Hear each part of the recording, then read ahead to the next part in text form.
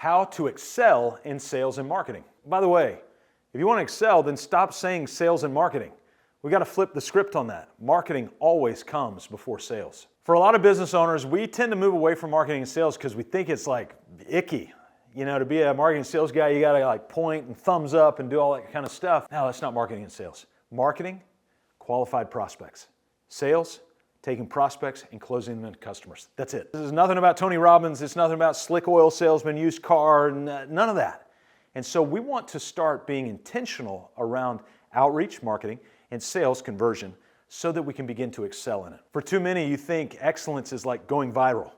It is not. Excellence is qualified prospects that lead to closed business that we can serve with great effectiveness in our mission. By the end of this video, you're going to find the 3 habits that separate excellence from average in marketing and sales.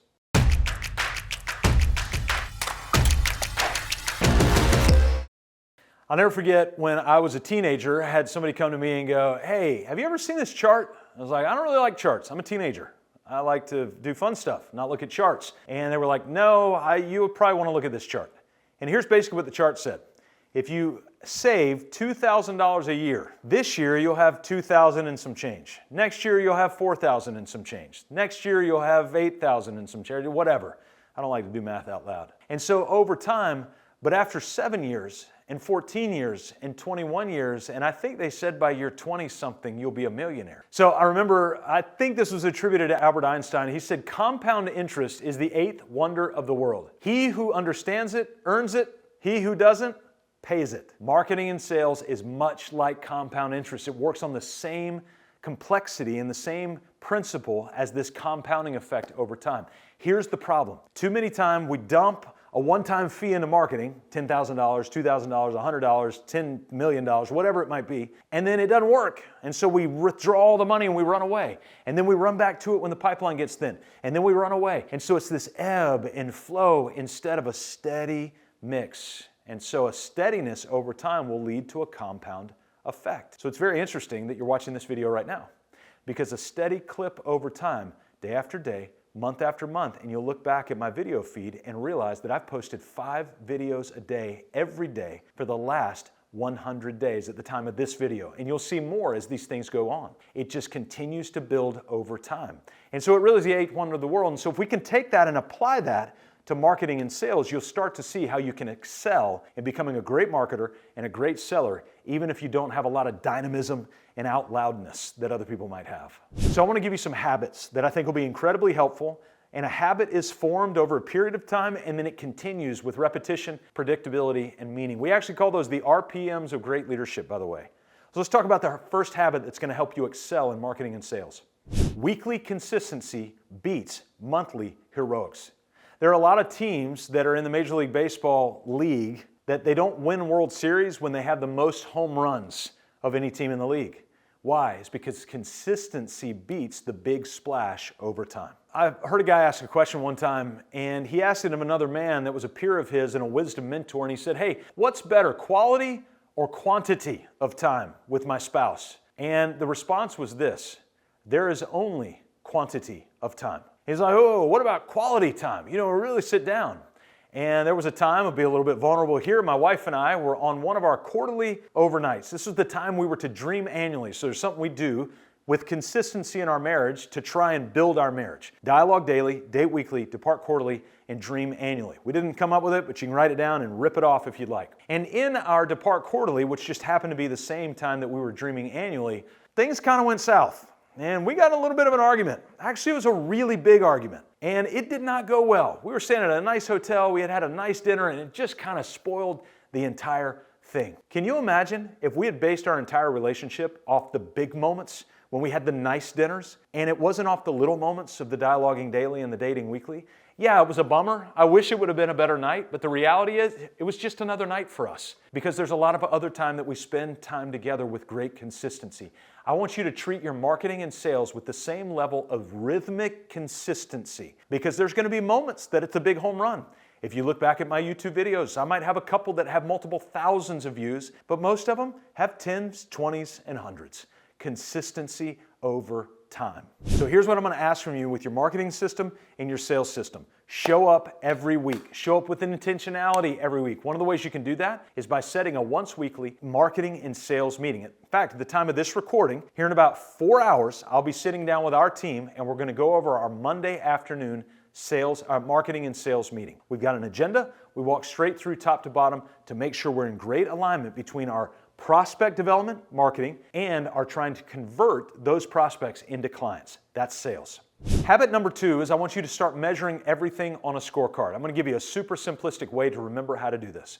Remember, marketing is a system, sales is a system. And by the way, if you want to understand the systematization of a business, a lot of owners want to systematize their business. In fact, I would tell you, you need to. If you ever want to sell your business or you want to transact your business to family members, to whoever else, then if everything's stuck in your head, you're not going to have anything to sell because we don't want to buy you. We want to buy a business. We want to buy a system. And so click on the link in the description below, and I've got another great video that actually walks you through how to understand the different systems of a business, marketing, sales, ops, and admin, and where those systems sit within the larger whole. It's actually an operating system for your business. Super helpful. Once you're done here, go click on that link below and watch that. But for now, what I want you to do is build a scorecard for marketing and a scorecard for sales. Here's the simple way to do it. Number 1, grab a spreadsheet.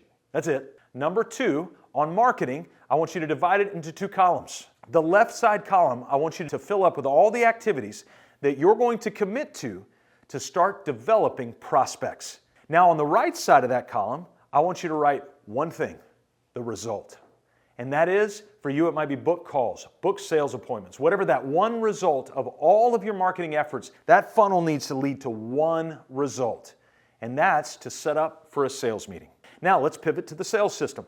In your sales system, I want you to set up a scorecard as well. I want you to divide that scorecard into 2 columns. Left side is action and activities. Right side is the result. Notice I'm not saying results in plural, but singular. The activities and the actions are plural. The result is singular. So what are the activities and the actions? Things like sales scripts, things like radical follow-up that you need to be doing in sales aids that will lead to that one result. So if you can start setting scorecards, that scorecard can be tracked with the consistency to make sure that you're impacting those activities and those actions to lead to those results. Habit number 3 is I want you to take what you're tracking, what you're doing with consistency in habit number 1, what you're tracking in habit number 2, and I want you to start to analyze what you're seeing. Those activities that you're giving, you joined that networking group. You've been going to that networking group for 2 years. Any results? Any leads that have turned into qualified prospects? If the answer is no after a year, 2 years, we probably need to look at pivoting the activity that comes with that. But when you start to analyze it and look at this and go, well, I've actually got this other activity where when we're doing a photo shoot at somebody's house and we put door hangers on the other houses to say, hey, excuse our mess, we're doing a little photo shoot over here, let us know if you need anything, and all of a sudden those door hangers lead to new business, ding, ding, ding, that's what we need to start doubling down on. You don't need to look around and a marketer goes, hey, we can do paid ads and lead you to all this new business. And just a little known fact, it usually leads to thousands or tens of thousands of dollars of paid ad spend in order to generate legit leads without a person. So if you're unwilling to spend that, you're probably going to have to go to the ground game and do things person to person in a lot of those spaces. But when you start tracking your scorecard over time, I'm not talking about days and weeks, I'm talking about weeks, months, and years, we'll be able to tell you what works in marketing and what's working and not working in sales. Now take all those habits that I just told you, and I want to go back to that principle of compounding interest.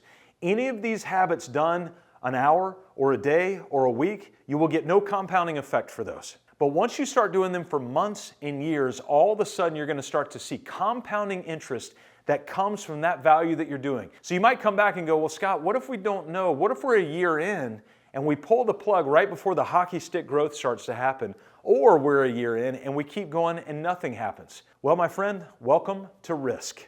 That's the risk of being a business owner. But what I can guarantee you is if you start consistent activity but short-circuit it in days and weeks, you will never get to the compounding interest. So I could make the same argument for your investments. I can make the same argument for your 401k, from your house. There could be a moment you not make any money on your house for 7 years in compounding interest, but it could be year 10, year 15, year 20. We're never going to be able to get around the issue of risk. But what we can get around is the issue of consistency over time. So if you can commit to consistency over time with those habits that I mentioned, what you're going to do with your marketing and sales, you're going to go from a place of chaos, unknown, not knowing what to do, and you're going to become very rhythmic so that you can start to liberate yourself from that chaos to make time for the things that matter most.